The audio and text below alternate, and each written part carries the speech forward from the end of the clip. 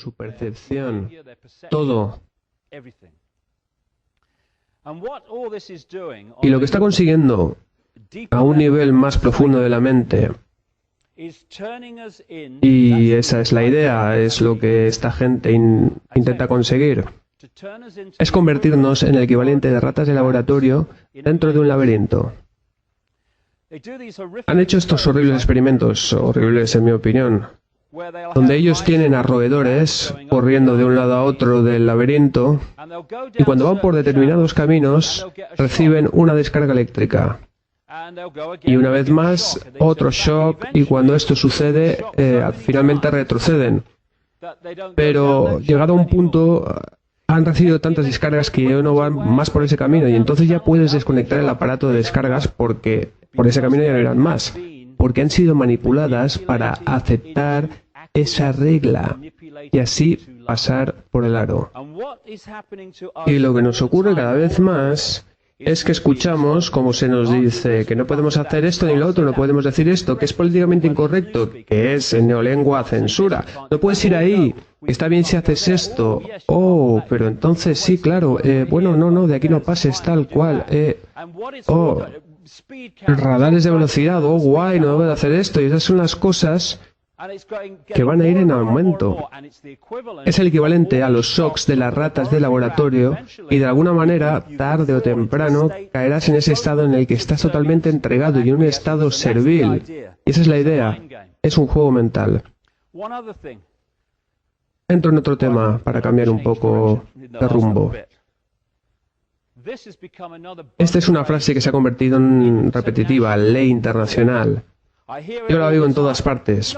Escuché a gente en la época de la invasión de Irak que decía que la invasión era un error porque iba en contra de la ley internacional. De tal manera que si las leyes internacionales dijeran que no hay ningún problema en asesinar a inocentes en masa, entonces estaría bien. No, por supuesto que no. La ley internacional no tiene nada que ver con esto. La inmoralidad. De eso es lo que estamos hablando. Nada de que está en contra de la ley internacional. Pero, ¿qué es la ley internacional? Es una ley que todo el mundo en el planeta debe de obedecer. Lo que necesitas, si quieres centralizar una dictadura global, son leyes que todo el mundo en el planeta obedezca. Esa es la razón por la que la ley internacional ha estado presente de una manera tan repetitiva en nuestras vidas, porque ese es el camino que lleva hacia la tiranía. Así que cualquier cosa que pueda ser usada para justificar la ley internacional es buena desde el punto de vista de esta gente. Y que hay mejor que una guerra global contra el terrorismo. Y así tendremos a la ley internacional protegiéndonos de los terroristas. Y que hay mejor que la explicación de que el calentamiento global está causado por el carbono. Oh, necesitamos leyes internacionales para afrontar esta amenaza. Pero cualquier cosa en la que esté metido Al Gore es un fraude. Y cualquiera que le eche un vistazo a su recorrido se dará cuenta de esto. Así que vais a escuchar cada vez más sobre ley internacional. Y no solo sobre ley internacional, sino la necesidad de unificar legislación en torno a esto, lo otro y lo demás allá, en estos diferentes países y facetas. Oh, no, hay diferentes leyes en este país que en los demás, así que tenemos que cambiarlas. Tenemos que tener leyes unificadas para construir el Estado central globalizado. Y estas palabras siguen estando tan de actualidad como cuando fueron escritas por un activista antinazi que dijo: primero vinieron a por los judíos y yo no dije nada porque no era judío. Entonces vinieron a por los comunistas y yo tampoco dije nada porque tampoco era comunista. Más tarde vinieron a por los sindicalistas y no hablé porque tampoco era sindicalista. Finalmente vinieron a por mí y ya no había nadie que hablara por mí.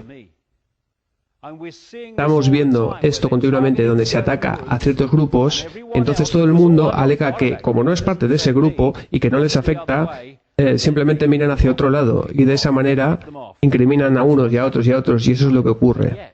Y de lo que he estado hablando intensamente es que, en realidad, todo esto no es más que un castillo de naipes y de eso se trata. Toda esta construcción de poder global que atesoran no es más que un castillo de naipes, porque depende de nuestra aceptación para consentir que se lleve a cabo. El número de personas que conscientemente trabajan para avanzar esta agenda, comparado con el número de la población global, es infinitamente inferior en la cima de la pirámide. Y ellos solo pueden atesorar ese poder porque se lo cedemos constantemente, cada día. Si alguien presenta una ley y la gente se molesta, pero sigue con sus vidas sin hacer nada al respecto, entonces la gente que ha presentado esa ley le ha robado poder al resto de la población. Cuando la gente ve una ley que es injusta y de alguna manera dicen, por ahí no vamos a pasar, esto no lo vamos a aceptar, esto es fascismo. ¿Dónde está el poder de los que mandan? Si alguien de la Casa Blanca o de Downing Street dice que hemos tenido un debate y hemos decidido que se apruebe esta ley, pero la gente dice, no, no lo vamos a aceptar, ¿dónde está su poder entonces? No tienen poder. Su poder está en que la gente diga, desde luego que es una ley fascista, pero ¿qué le vamos a hacer?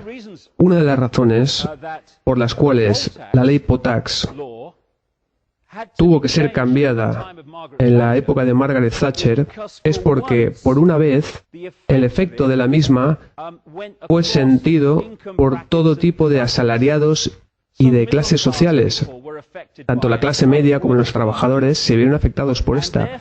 Y por consiguiente tuvimos algo parecido a la Unión que se opuso a esta ley. ¿Y qué ocurrió? Pues que tuvieron que cambiarla. Y esto es lo que tendríamos que hacer. Dejar de estar divididos por las clases, la religión, las razas y toda esta basura. Y empezar con alguna clase de unidad entre nosotros. Porque o bien podemos aceptar al gran hermano, o bien decir que no lo queremos. Pero si no nos unimos y decimos que por ahí no vamos a pasar, entonces, mirad, yo tengo 56 años, creo que ya lo he dicho antes. ¿Cuánto tiempo me queda de vida? ¿10 años si tengo suerte? Pero la mayoría de gente de esta sala tendréis que vivir con esto la mayor parte de vuestras vidas. Mis nietos también, mis hijos también.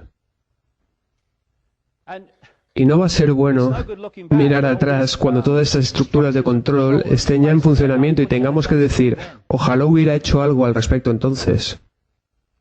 Una de las cosas que podemos hacer es dejar de unirnos a los malditos ejércitos de una vez. Albert Einstein dijo, los pioneros de un mundo sin guerra serán la juventud que se niega a hacer el servicio militar.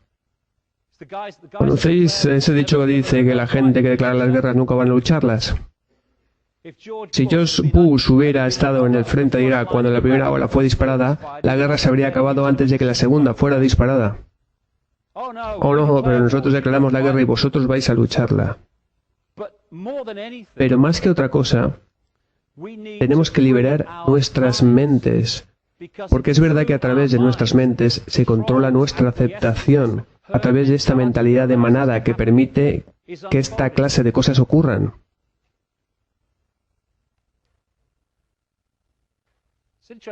Una pregunta interesante. ¿Quién decide qué pasa por nuestras cabezas constantemente? ¿Quién decide lo que realmente nosotros creemos? Hay gente constantemente programándonos, constantemente hipnotizándonos para que veamos el mundo de una determinada manera y así nos veamos a nosotros mismos de una determinada manera. Incluso desde edades muy jóvenes ya comienzan a programar sus realidades. Y ahora el tema del microchip. Os contaré una historia rápida sobre microchips. En el año 97, alguien que conozco me llamó preguntándome si me quería reunir con un científico de la CIA en Estados Unidos porque esta persona quería contarme algunas cosas que quería hacer públicas, pero que él no podía hacerlas por razones que más tarde fueron obvias. Así que le conocí. Y él me contó la historia de cómo se unió a la CIA. Él era un gran científico aparentemente que trabajaba en el área del magnetismo, y en un principio él pensó que estaba sirviendo a su país.